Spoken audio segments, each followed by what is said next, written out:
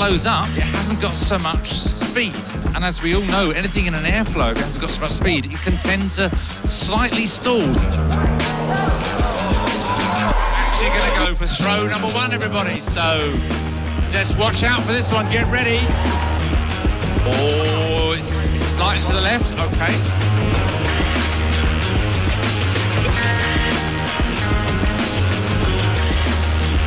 There he goes. It's looking good.